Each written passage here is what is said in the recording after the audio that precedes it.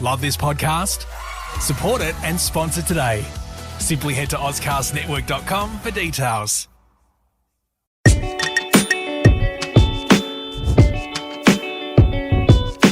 Hello and welcome to the very first episode of Incredible Adventures in Marketing. It's a podcast that we've put together, and we're going to talk a little bit about marketing and the things you need to know when you're a small or medium business just starting up. The things you need to know that are important to you to get up and running in the marketing world, which of course is very important. My name is Liam Carter, and today we're going to be speaking to our resident marketing expert, Philip Bretherton. Hello. Welcome, Philip. Welcome to the studio.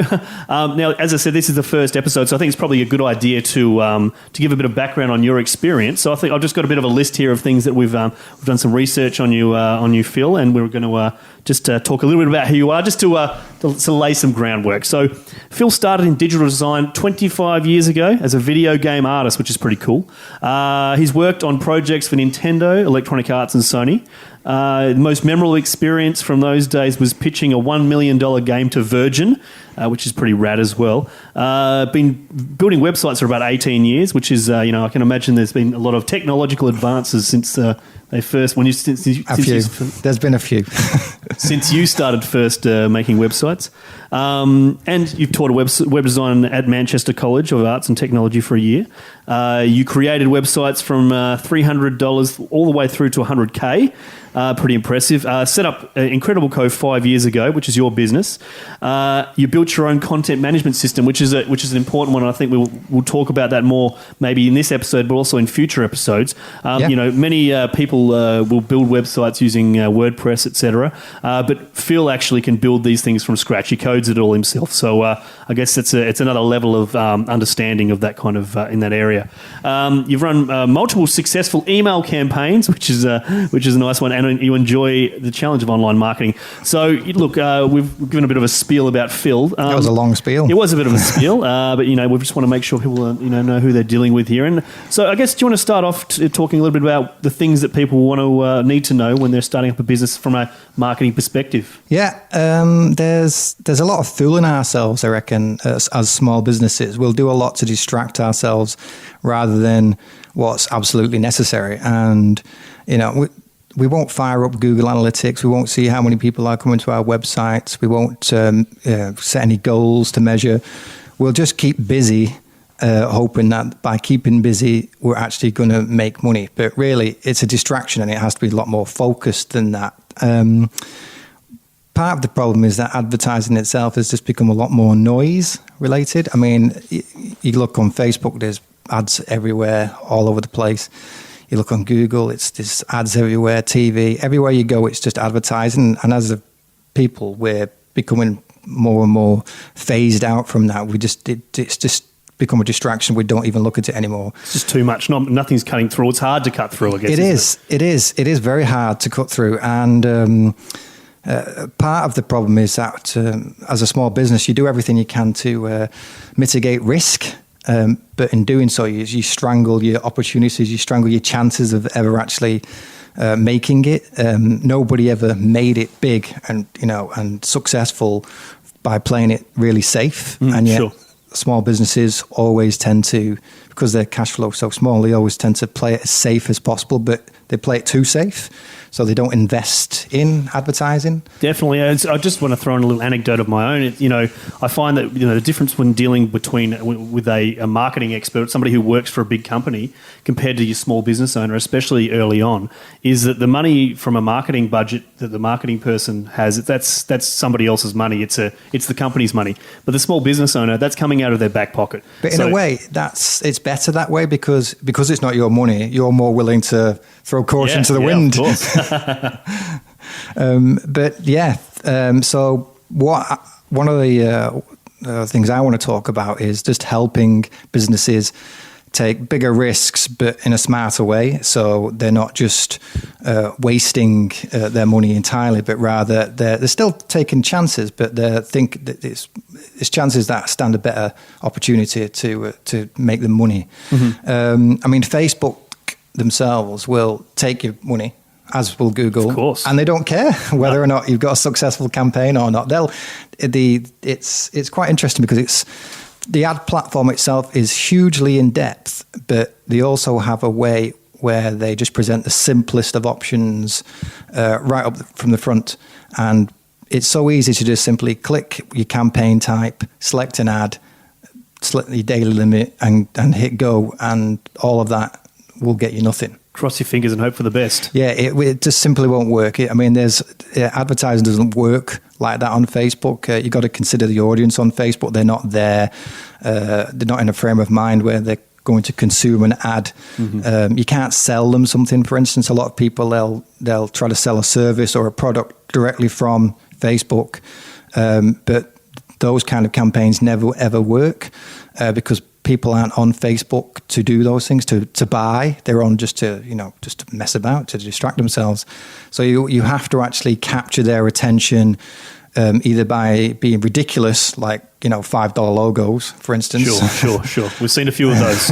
Or you have to give them something for free, knowing that they're going to join an email campaign, and you can contact them a lot more times and build up some kind of relationship with them.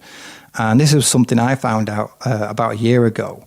But when I first started out in the business, I researched something called points of contact, which is a number of points of contact you have to have before any business feels they can trust you. Mm-hmm. And 5 or 6 years ago, that was only 7. But last year, I looked it up again, just out of personal interest, and it was 20.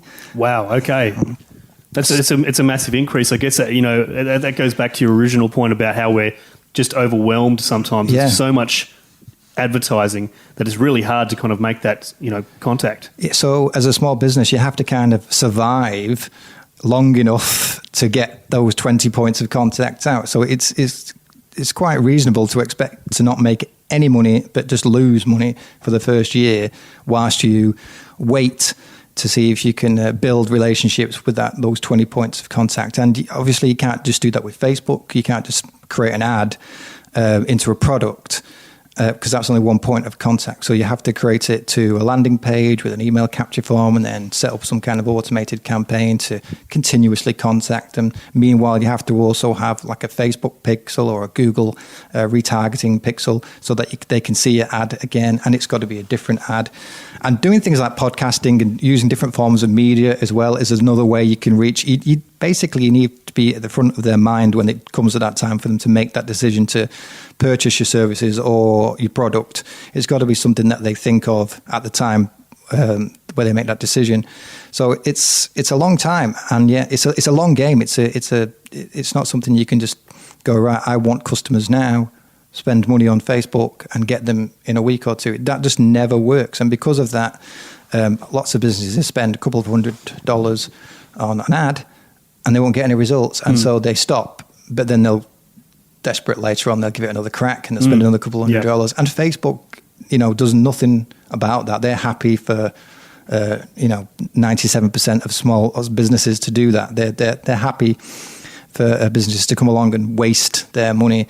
And we're getting to a stage now where marketers, like marketing agencies, are also happy to do that as well. They'll take $1,200 a month from you and deliver no results. We've certainly seen that as well. Using the Facebook example, you see, you'll spend X amount of dollars on a Facebook campaign, whether you're boosting a post or promoting a page or whatever you're doing on Facebook, and they'll say that'll garner you X amount of likes. Now, what's a like worth? Yeah. I mean, that's another thing as well. Likes it's just a vanity metric, really. I mean, if you want like 10,000 likes tomorrow, just advertise your page in India, basically. I mean, they like so many things. I mean, I've had a client that's doing a seminar in India, and his first post, which he then to India about the seminar, got 14,000 likes. Wow. Okay. And most of his posts get a handful. and I guess that's maybe different countries, different people will be more responsive to certain things in that respect than others. I have no idea what it is personally. Yeah, it's a culture thing. I don't know. If we do something in Australia, we're pretty hard to. We don't give out those likes cheap. Yeah, they're hard to get. I mean, there's There's something again with your Facebook page. There's a little menu at the top which is most people completely ignore because there's just so many links on Facebook. But one of them is your insights button, and if you click on that, you can actually see what time your fans are online. So if you've got genuine likes, ones which you've paid $2, $3, $5 per click, which is what the cost of a genuine, someone that is a genuine follower costs. It's not 50 cents, it's not 10 cents. It's if you want somebody. If you've got an Adelaide business, you want people who's liking your page in Adelaide, it's going to cost you $2 to $5 per like, which is a lot, But at least then you can tell what time those people, your followers, your fans, are on. And that's really, really good, that is, because that's one of the things that allows you to do proper advertising, because you can target the times where your fans are on. So that's one of the few ways why you should invest in proper likes. Another thing you can do is obviously check your demographic, what their age range is and what their gender is. When you create an ad on Facebook, it asks you, do you want to do male, do you want a female, what age range, etc. And if you've not spent any money on any genuine likes, you don't really know. But saying that, for the most part, when somebody comes and sees your Facebook page, they just see a number next to likes. So as far as they're concerned, as far as anybody other than yourself is concerned, the number of likes is the value. That's it. That's your credibility. Successful campaign. That's your credibility. That right there and then. If you got 1,000 likes, you must be a popular business. So, once you've figured out your audience demographic, once you've figured out what time of day they're coming onto Facebook, by all means, chuck it, advertise in India, advertise overseas, and get that pretend credibility. If that's what you're looking for, yeah. I mean, because at the end of the day, whenever you write a post, it doesn't matter how many fans you've got. You're only a small percentage, 1%, less than 1% even, will see those posts. You have to boost every single post you write these days. So in the old days, Facebook wasn't like that. The old days was, you might have still had to pay for likes, but everybody that liked your page would see what you wrote. And so you could share nonsense things which kind of related to your business. So you could share, like, for instance, I often share other web designers' websites because I like them and I think it's good work. And I was like, this is a good example of someone's great website. But I don't want to boost those. I don't want to invest in those as marketing for somebody else. It's a bit of extra color. But it does. It keeps your page interesting. It keeps, but Facebook's broken now because you have to boost every single post. There's no real reason to do that anymore. But yet Facebook still acts as though that's what you should be doing, sharing other people's content naturally. And that's okay, and up to the point where you have to start paying to share other people's content. That's when it doesn't work. And because that's where we're at now, their system doesn't work. It's broken. Let me ask you this then. Is Facebook going to be the platform that everybody uses going forward? Or do you think that the restrictions and the algorithms they're using now are going to be what at least loses them a lot of users? Oh, that's one of those questions Big where question. you can, I guess, Facebook's going down and then it'll be still here in 10 years.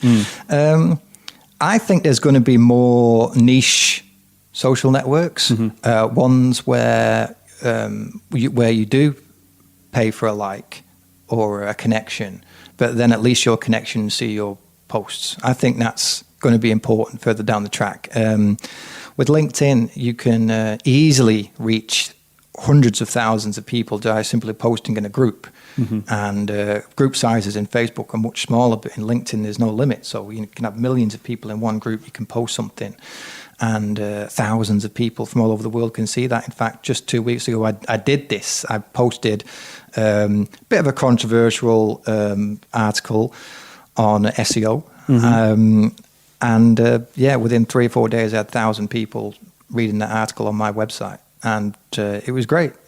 But then it led me to the thought that it's great having those thousands of people come to my website, but none of them are my customers. They're just kind of people vaguely interested in that topic, and really that's another thing I want to talk about. is marketers, that marketing model, which is sharing your content everywhere, sharing it on Facebook, on Google Plus. I've had some success on Google Plus as well, funny enough, and sharing it on Facebook and those groups. That's okay if everybody is your audience. And if you're a marketer and your model is helping businesses to market their business, well, then that model works for you. Mm-hmm. But if you're a local business or you have local services, that model of sharing your content globally in LinkedIn groups or groups that are just in other states doesn't work for you. It doesn't work at all. And yet that's the model which all marketers sell. That's the model which they all promote. You share the content.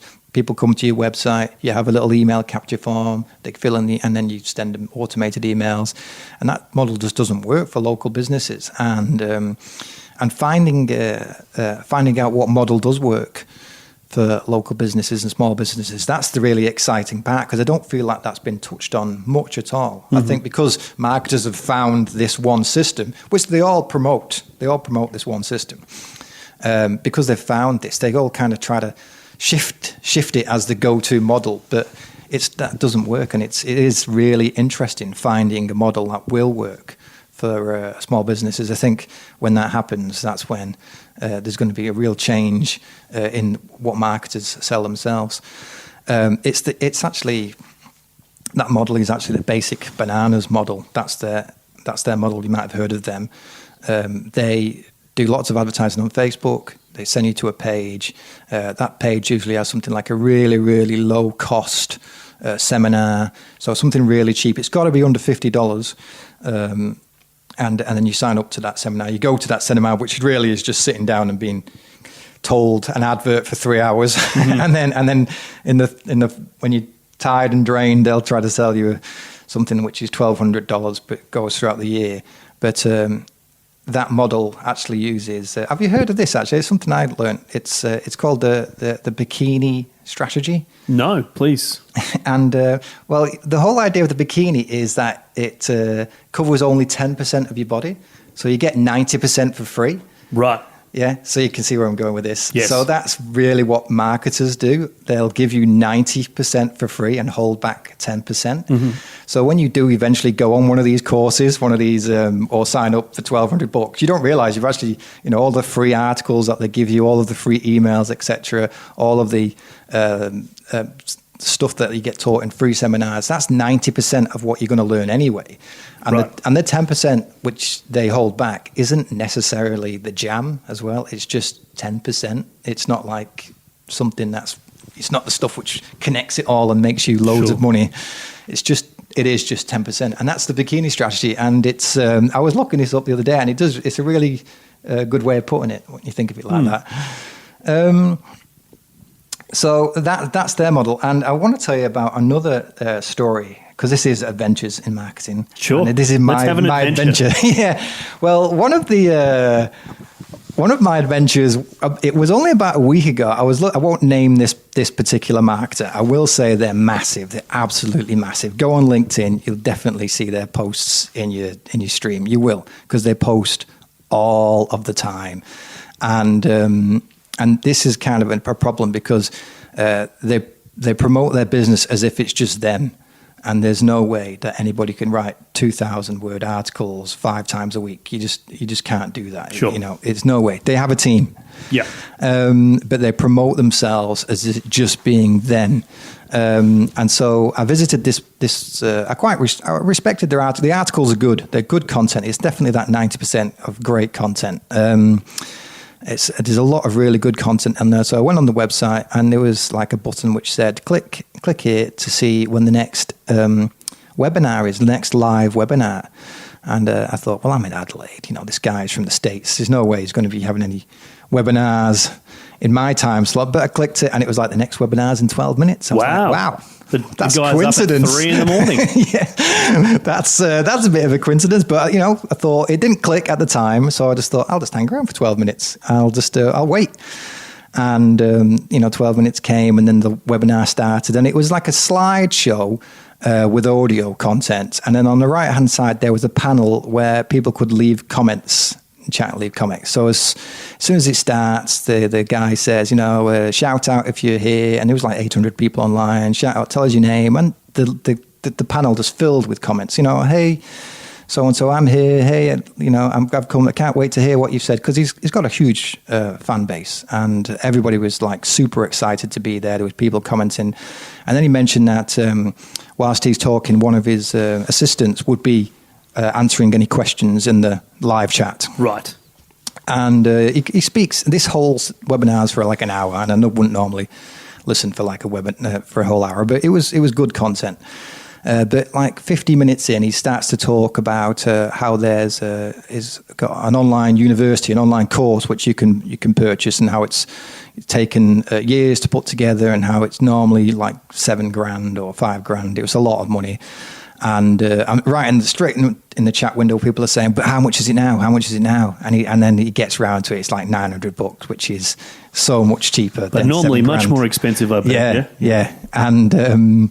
And he says, so if you want to, this special offer is only available for the next 15 minutes. And then right there and then in a little chat window, a little 15-minute counter pops up, blink. And he starts to talk about, it starts to explain the benefits of this online university, this course. And as he's explaining it, a little bell appears, bing. And Jojo's bought into this course. And it's like, congratulations, Jojo, and everyone's congratulating so it's got them. like a running tally of whoever's purchasing this particular, Yeah, and it's at that time I'm like, this is seeming a little bit suspicious. and then, somebody else, bing, they bought into it. And each time it's like $1,000. And I'm thinking, this guy's just raking in the money, bing.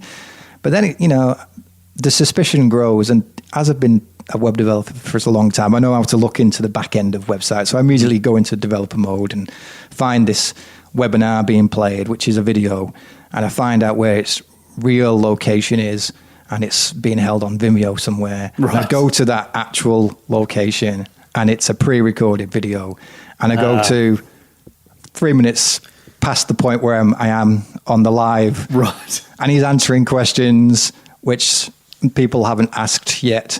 And I'm like, okay, so this isn't even legit. This is just all unethical. Automated. Yeah. There's so you mean to tell me he wasn't actually sitting up at 3 a.m. and no, he doing wasn't. a webinar for Australians? No, and those people weren't there either. So, who knows how many people? It wasn't been 800, and who knows who was paying. Now, maybe at one point there was an actual webinar and he recorded it, but certainly not when I was watching it. Not the time you were watching. No, fair enough. So I thought, here's the biggest name in marketing right now, writing articles, 2,000 word articles, stuff no small business person could ever hope to achieve.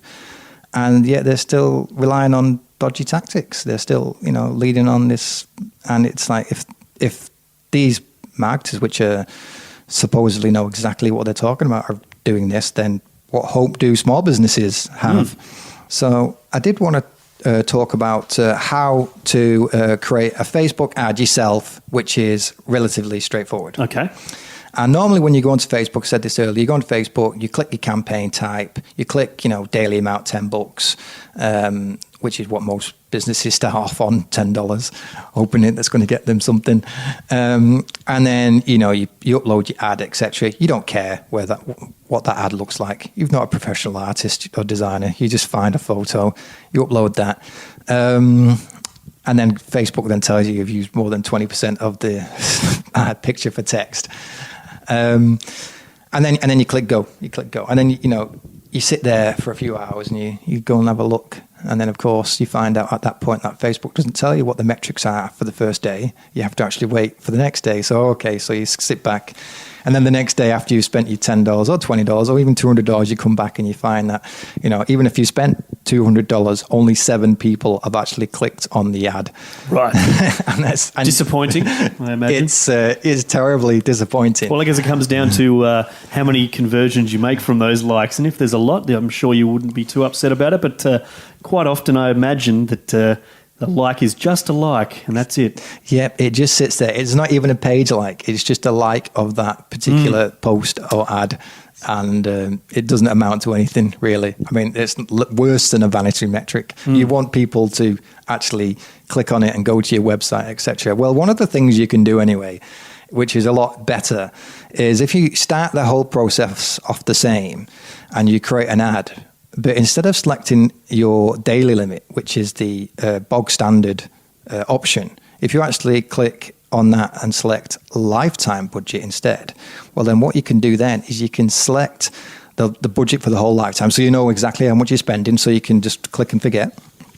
But also you can actually set the times of each day that you want your ad to be shown. And so this really does enhance the optimization of that ad and when people are seeing it. So, for instance, I know that a lot of my clients, they're on at like 8 in the morning before they start work. So, they're not distracted. And then throughout the day, of course, it just kind of, there's a dip. And then 6 o'clock, 7 o'clock, when they've finished work and they want to check on Facebook, they're there again. But you have to ask yourself some questions like, at 6 or 7 o'clock, are they really in the frame of mind to be, receiving an ad? Did they want to see an ad? So you have to ask a few questions like that. But just being able to schedule when your ad goes out is really, really valuable, because you can spend $200 and that gets spread out for the whole 24 hours. So even if you're marketing just Australia, that ad's running at 4 in the morning, which is pointless. Sure. But if you schedule it, you can say, I just want to spend $200, but I want it to be during the 7 to 9 a.m. time slot. And you can even say, there's no way that anybody's ever going to click on anything on a Saturday and a Sunday, because they never do. I mean, I've been running ads for a long time, and Saturday and Sunday, nobody ever clicks on those. I mean, your number of likes, conversions, anything just completely dips. So you can just omit those days entirely if you feel like it. And that way, just that simple, really simple thing, just knowing that really is what people don't know. They don't know that that's an option. But just that alone is enough to, maybe get 8 likes or 9 likes. It's just enough to make a bit of a difference and try to squeeze more conversions out of every dollar. And then, of course, you don't want to just be getting them to click onto your website, because then that leads to nothing. You want them to click onto a landing page, and that can just be another page on your website which is just related to that ad. So the idea is somebody sees your ad, they're interested in the ad, they want to know more, they click on that, it takes them to a page which tells them more. It doesn't take them to your home page, which tells them nothing, or just to your shop. Unless it's straight to the actual product, it just takes them to the page which is relevant to that ad. So something, just simple things like that, small businesses can do right now. It doesn't cost you anything extra. It takes you 10 minutes to learn. You can get the insights, by looking at your page insights and getting your proper metrics. And it's just really simple. It's just a really straightforward way of increasing your odds on Facebook itself. So really, that, I reckon, is where we should end this particular podcast. Very good. Well, one thing I wanted to do before we do wrap it up for this episode, where can people find you now? I know you write blogs and that kind of thing, so is there a place where we can send people to find out more and read a bit more? Yeah, I mean, just Google Incredible Co. And you'll find me. And we'll put a link in the description for that one as well, so you can just click on that. But thanks very much for joining us today, Phil. It's been enlightening, and we hope to hear more from you in the future. No worries. I'm sure there's going to be more adventures. Well, thanks very much. We want to do a big thanks also to the Ozcast Network for helping to put this one together. And we'll catch you next time. Cheers.